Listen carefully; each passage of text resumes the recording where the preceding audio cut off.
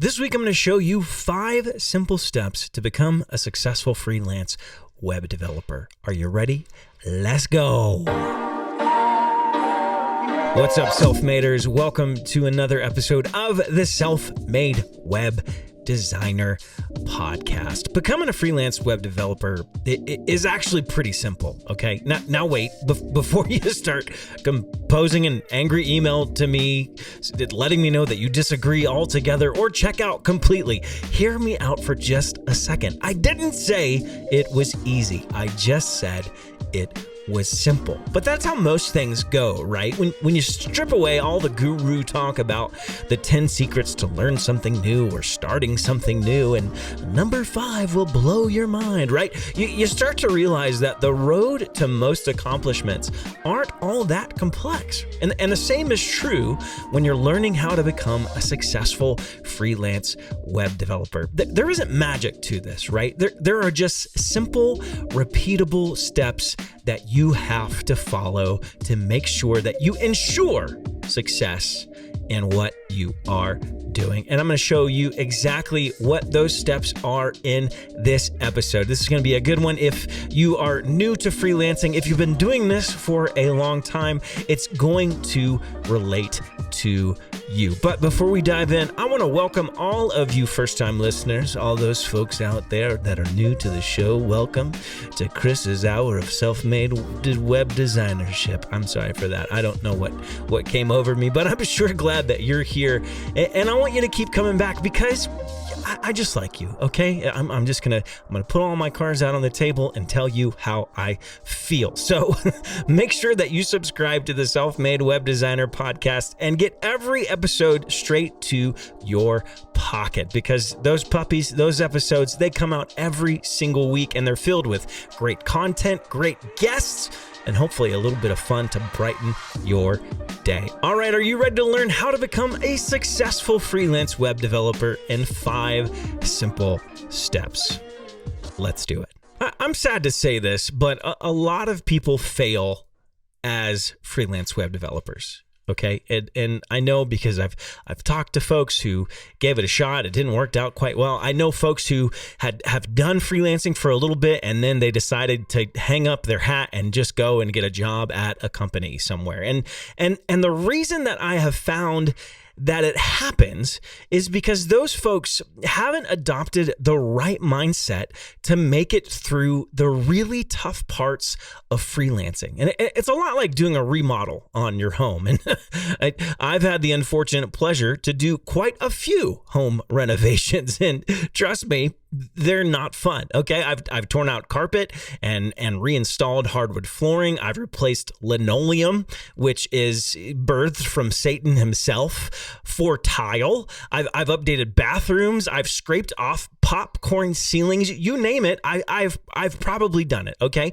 and every project goes about the same. You start off thinking, this is gonna be easy. It's gonna be fun even, and sure, maybe it's gonna be a little bit tough here and there, but that pain will pale in comparison to how much I'm going to love the outcome. And then there's this moment that comes, and it happens every single time, no matter how many times I do it. There's this moment that comes about 1/3 of the way into the project when I begin to realize that this is actually going to cost way more than I thought it would, and it's going to take me 3 times longer to finish than I anticipated. And it's at that point that I start to ask myself questions like, what was I thinking? And is this worth it at all?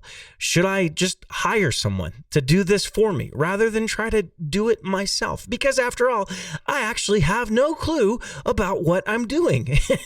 Learning how to become a successful freelance web developer is a lot like that. It starts off exciting. You've got some momentum and you feel like you'll do whatever it takes to be successful, right? If somebody else can figure it out, then I can too. So let's do this. Yeah, and then reality sets in, right? Clients are difficult. Finding work can be stressful, and try as hard as you can, you just can't seem to figure out how to get something to work that should be easy. You went through all the tutorials and it should be functioning, but it's not.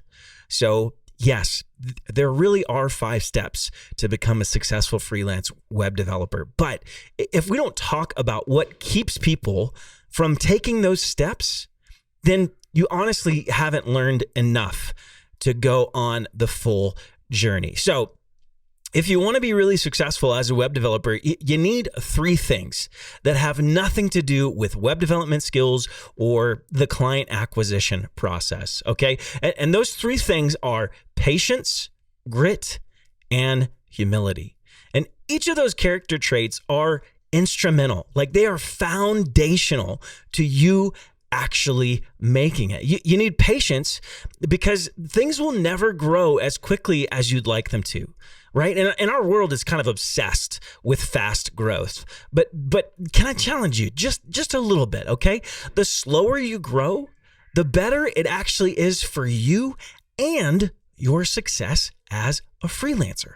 The tortoise and the hare fable is more than just a children's story, okay? And I love what a guy named Dave Ramsey says. He says, your goal should be to be on the cover of Slow Company magazine.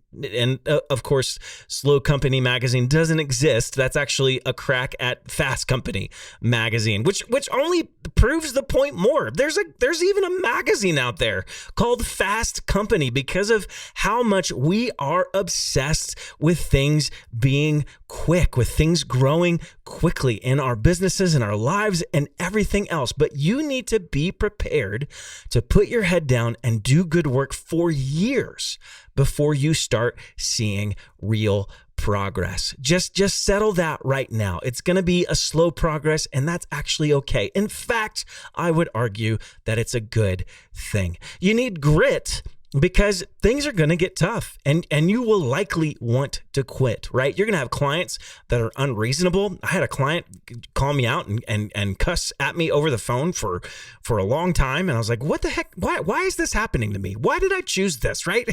You're going to underbid projects. You're going to get frustrated. You'll sign up for something that is bigger than you thought it was and soon realize that you don't know what you're doing and should have turned down the job altogether, right? It's going to happen. I promise you, no matter how careful you are going to encounter some, if not all, of those things. So how do you overcome those challenges? It's very simple. You just keep going. One of my favorite books is by a gal named Angela Duckworth. And guess what it's called? In case you didn't, I'll answer it for you. It's called Grit, right? And she found that there was one common trait in people who were super successful, and that is their ability to keep going no matter how hard things got. In other words, they had grit, and you're going to need it too. Finally, you're going to need humility because you're going to be wrong a lot. And you're not going to make it far if you're not okay with that, right? You'll need to reach out for others for help or advice, right? You'll have to turn to people who have been at it for less time than you have been, but are doing much better than you are. You might even need to ask for some insight from someone much, much younger than you. And I am speaking at this as a 39, almost 40-year-old who started his career over in his mid-30s. But if you let pride get the best of you, then you likely won't be willing to humble yourself to do those things. And as a result, you're not going to make it far. At best, you'll make way more mistakes than you would if you would have just reached out and humbled yourself and asked for help. And listen, you have permission to suck, okay? You have permission to not know what you don't know. I don't know why so many people feel like when they're just getting started at something that they have to be these masters at it in order to prove to themselves that they can do it, right? No, that's not how this works. Mistakes are a part of your growth. But if you don't have the permission to just be okay with needing help and advice from others, then you're going to struggle as a freelance web developer. So you have permission to do all those things, but you don't have permission to let your fear of looking stupid keep you from being willing to seeking out advice or mentors. And listen, I'm going to be super honest with you right now. This is something that I struggle with the most. I'd much rather people think that I've got it all figured out than go to somebody and say, hey, I really, really need your help. But I can't ignore the fact that there are people who have had 10 times the success that I've had in half the time that it took me. So I quickly realized that I'm going to have to humble myself and be willing to learn if I'm going to get past certain hurdles. All right, so we laid the groundwork, right? We got the fundamentals of how to make it, right? You need your patience, you need your grit, and you need your humility. Now let's talk about the practical steps that you can take on how to become a successful freelance web developer. And the first one is kind of obvious, right? You need to learn the skills, but it needs to be said because a lot of people, they don't even ask me about skills when they're figuring out how to be a successful freelancer. They're like, how do I get clients and how do I do these things? Well, I mean, you know, if you want to actually be successful, you have to be good at what you're freelancing at, right? No amount of marketing or clever branding is going to help you if you just plain and simple don't know what you're doing. Now, that does not mean that you need a degree, nor do I think it's a good idea to sign up for endless amounts of tutorials before you feel like you have the right to call yourself a freelancer or a web developer or web designer or whatever it is that you're doing. In fact, I think people actually hold off way too long in the guise of like, oh, I need to get better at my skills and I need to learn more before I start taking on projects or taking on clients, right? So I'd like to encourage folks to start backwards. And what do I mean by that? That means you start with a project that you want to do and you learn as you go. And that way you have real context that's going to make what you're learning stick a lot better than if you were to learn just with tutorials or going through a course or whatever, because you have a real world application to apply your knowledge to. And when you have that real world application, that makes the learning much stickier, and you want really sticky learning. Okay.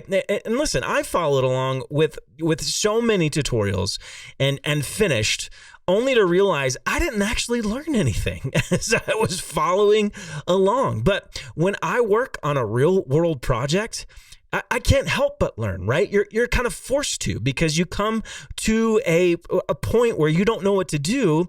And then you've got to go and find information to get you past that hurdle. Now, does that mean that you don't do any type of tutorial-based learning?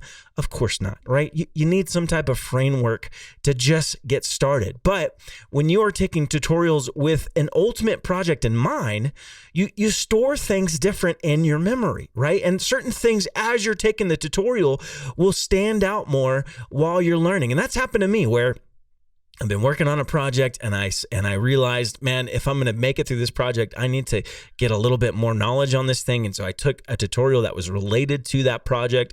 And as I was working in that tutorial, certain things stuck out that were related to what I was trying to accomplish. But had I not started backwards, had I not started with a project and then figured out what I needed to do to learn to accomplish that, it would have been much more difficult. And good news is there's plenty of good places to learn web development. And I've talked about that quite a bit on this podcast. But all of your learning is going to quickly vanish if you don't try to contextualize it into an actual project. So then the question becomes, what should I learn? Well, if you're starting from a project-based approach, you figure out how people are building those projects and you learn those fundamentals, right? So if you want to build apps, typically you're going to need to know a pretty heavy amount of JavaScript with frameworks like React. Those are super important, or Vue. If you want to build websites for clients, right, then you're going to need to have a certain degree of acumen and things like design, and probably a healthy dose of things like HTML and CSS. And you'll also likely need to know how to navigate through a popular content management system like WordPress. WordPress, Squarespace, or my favorite being Showit. And I happen to work there and think it's the best website builder on the market. So if you like the background stuff, right, all the stuff that's being done that nobody sees, then you'll need to learn something like Python or Ruby on Rails, right? And the great news is that there are tons of fun things to learn in web development, right? Like, you're not limited. If you really don't like one thing that you've tried, then try another. But you're not going to know for sure what fits you best until you pick a project, until you try it out, until you try to figure out how to build it and learn along the way. Number 2, the second step in becoming a successful freelance web developer is you gotta get clients, right? You can't just work for fun. You've got to figure out what you can do to work for someone else that is actually willing to pay you money. That's the freelance part of freelance web developer or freelance web designer or freelance UX designer or whatever it is, right? And this is where a lot of folks really struggle, because people tend to cringe at the idea of having to sell themselves to someone else, right? And I get that.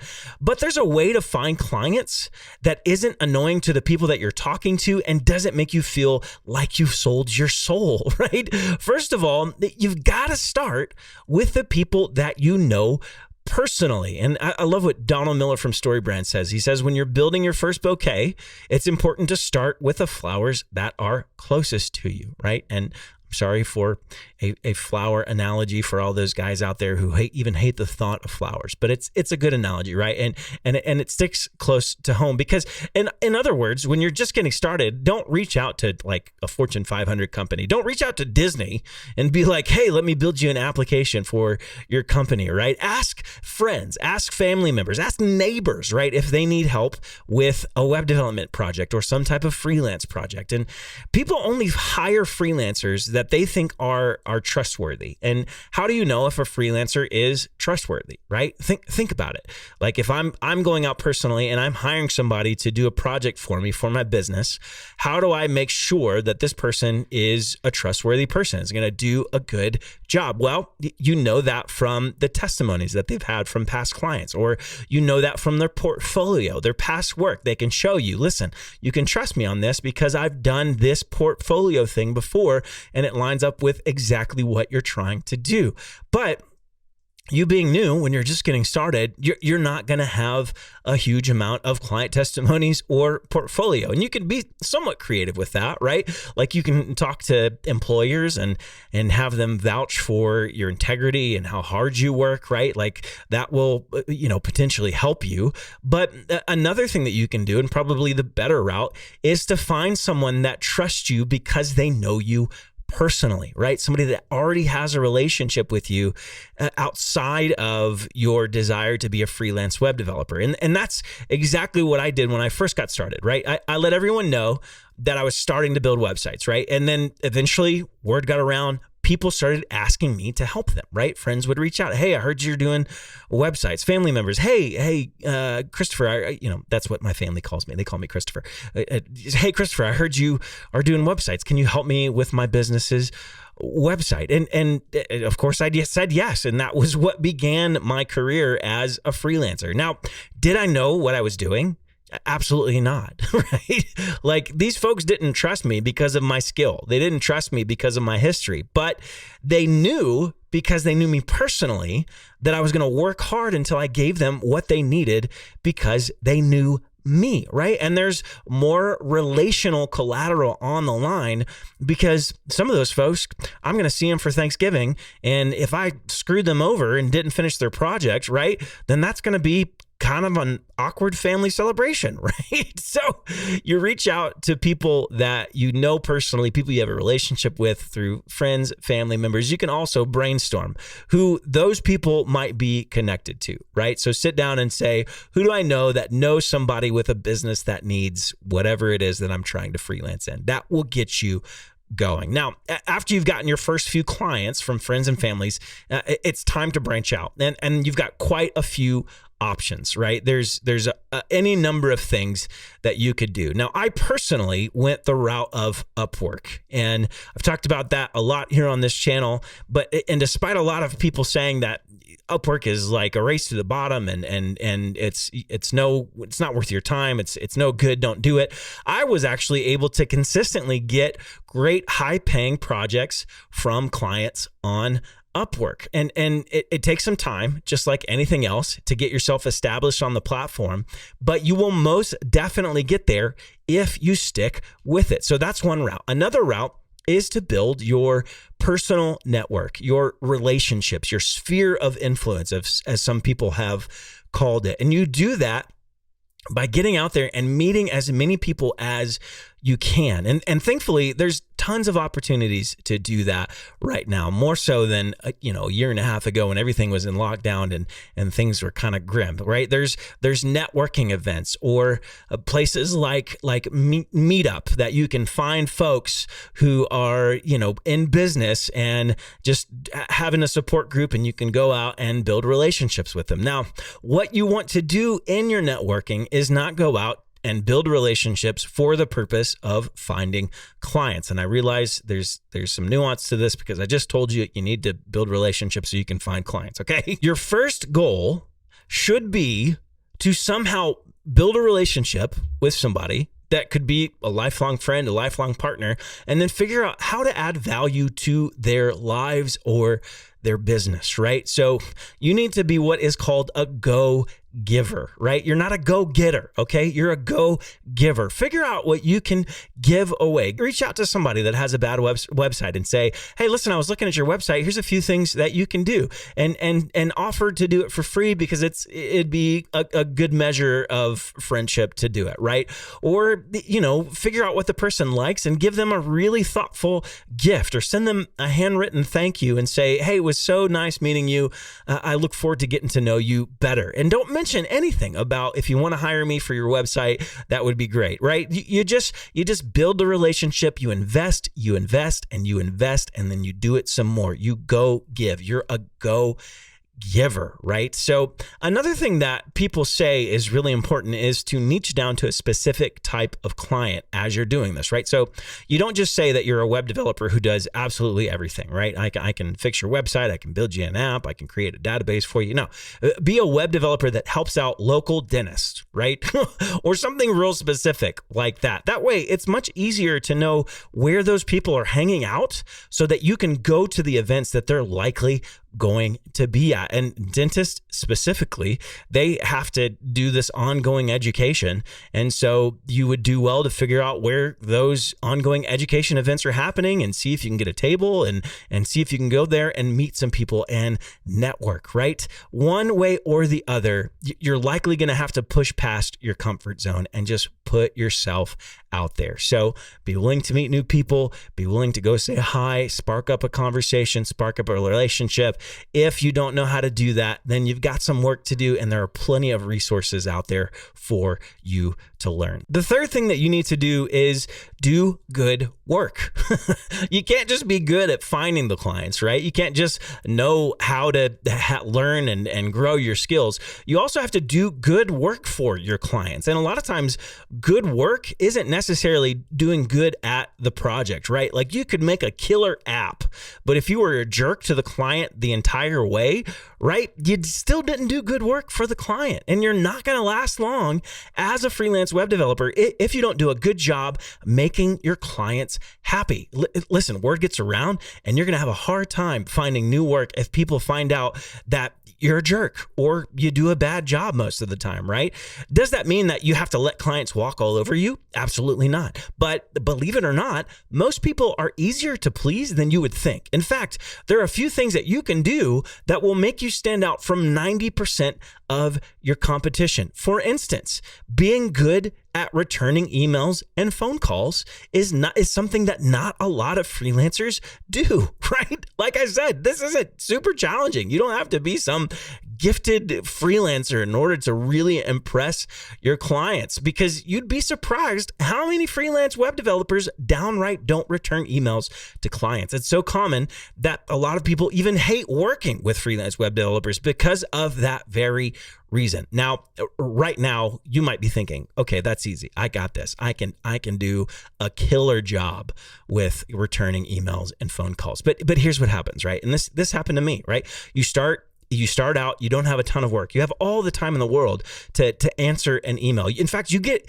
excited every time somebody emails you asking if you can give them a quote on their project. But what happens? You start getting busy. Stuff starts falling off the plate. And one of the first things to go is being responsive with emails. In fact, it comes to a point when you get an inquiry on a job, you're like, oh, God, I don't have time for this, right? And I can't tell you how many times I've started an email with, I'm so sorry that it took me so long to get back to you. So you have to have some type of game plan to keep stuff like that from happening, because you're naturally going to start taking longer and longer to get back to people. The busier you get, the more successful you are. So what's a freelancer to do? Answer: create systems. You knew I was going to say it, right? I love systems. Systems and processes are the one thing that separate the serious freelancer from folks that just won't make it for very long. And one of my favorite books on this topic is called The EMyth Revisited by a guy named Michael E. Gerber. And I don't think he has any relation to the Gerber baby products, but maybe he does. Maybe that's how he learned all the stuff that he's teaching in this book. But in the book, Michael outlines the stages of a business owner, right? They go from a technician to a manager to an entrepreneur. And we kind of all start out as technicians, right? And many of us, we're working our day jobs and we realize that we're really good at the thing that we're doing, right? And we're good web designers, UX designers, or web developers. And so we start asking ourselves a question: why am I doing this job working for someone else for $30 an hour or whatever it is, $20 an hour, when I could be working for myself at $50 an hour, right?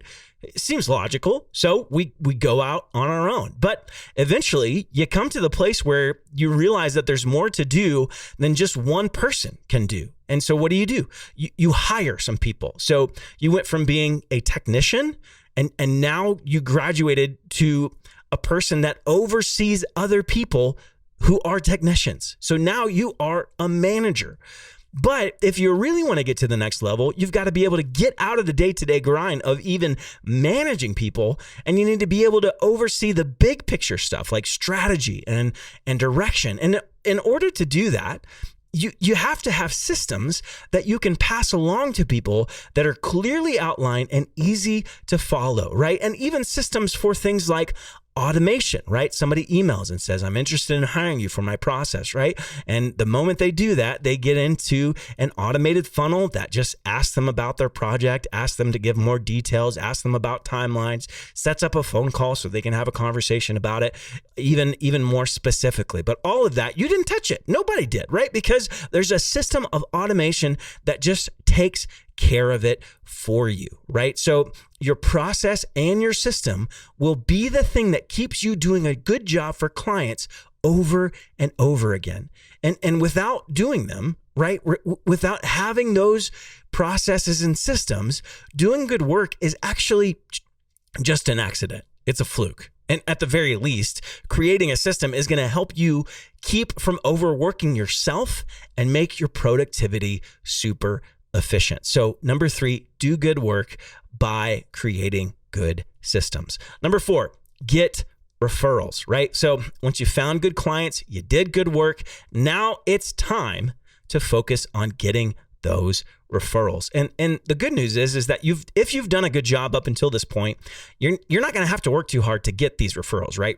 They're actually a natural part of doing good work for past clients, right?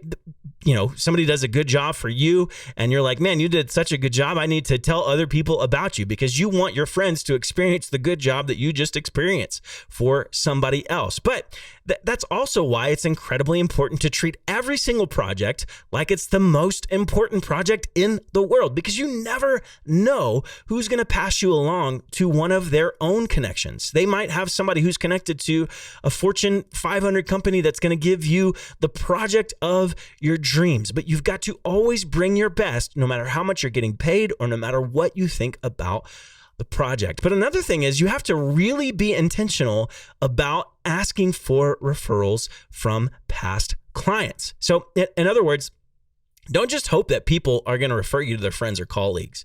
You got to say, can you refer me to your friends or colleagues? Maybe you don't say that specifically, but something like that, right? And this is especially important in those early days, right? And here's the reality. If you do good work, most clients are going to want to pass your name along, right? Like, I don't know about you, but I love it when one of my friends or family members has a problem or something they're trying to solve, and I can say, hey, I've got a guy, or in some cases, I've got a girl, right? And you know what I mean, right? So the friend says, well, we need some work done on our car. And I say, hey, don't worry about it. I got a guy, right? Or maybe they say, we need to redo our kitchen. We need to do a remodel. And I say, hey, I got you. I got a guy, or I got a girl, right? I love it when I can say that. And other people do too. But here's the thing. A lot of people have good intentions about referring you to friends or colleagues, but life gets busy and people forget. And guaranteed, you are not the number one priority on someone else's to-do list. So what do you do to keep yourself at the top of your past clients' minds? How do you do that? Well, you check in with them every once in a while, right? It's really, really simple. You send them a thank you letter a few months after the project is done. You ask them when their birthday is, and you follow up with a birthday card every year that it rolls around. Heck, even an email every once in a while that says, how are things going with your whatever it is that you worked on? That can go a long way. But don't finish a project and then just drop your client like a bad habit, right? Stay in touch, and in general, care more about the relationship than the money. When you do that, you will have people referring you right and left without even thinking twice. Then finally, the fifth step in the 5-step process to become a successful freelance web designer, web developer, or whatever, is to take that entire process and repeat it, right? Take those 4 steps, right? You learned, you got clients, you did good work, and then you asked for referrals. And then once all that's done, you do it again and again and again. And listen, every time that you do it, you've got to try to get just a little bit better than you were the last time. So think about the last process that you went through of the 4 steps, right? Think about how you did. Think about if there's anything that you can do to improve in any single one of those steps, whether it's finding the right clients or doing good work or asking for referrals, right? Think back about, how did I do it? Could I have done it differently? Could I have gotten a different result if I tried this? Because I guarantee you're not going to be very good when you first get started. And that's okay. It's expected even.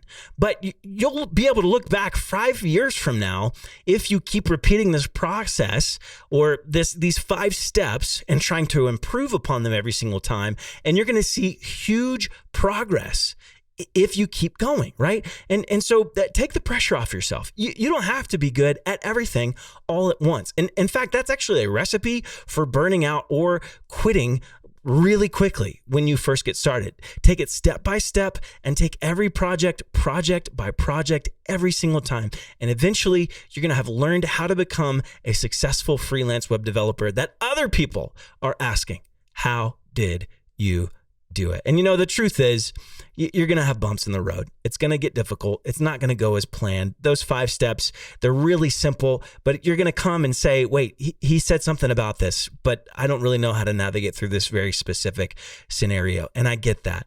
But if you stick with it, you will end up creating a business that you love and really serve other people. And the best news, learning how to become a freelance web developer is not nearly as complicated as most people make it out to be. All you have to do is learn those skills, right? Find clients, do good work, get referrals, and repeat the process. And I love what Mike Janda says, right? Other people who are way less talented than you have figured out how to make good money as freelancers. And so you can do it too. Well, I hope that you enjoyed this episode. I hope you learned something from it, and I hope you feel confident about becoming a successful freelance web developer, web designer, or heck, painter, artist, illustrator, writer, whatever it is. You could put those steps in and you could become successful doing it. Well, next week, we're going to have another awesome episode. It's going to come out and it's going to be a lot of fun. So make sure that you have subscribed to the Self-Made Web Designer podcast, wherever you are listening or watching. And as always, keep working hard. And don't forget, if you don't quit, you win.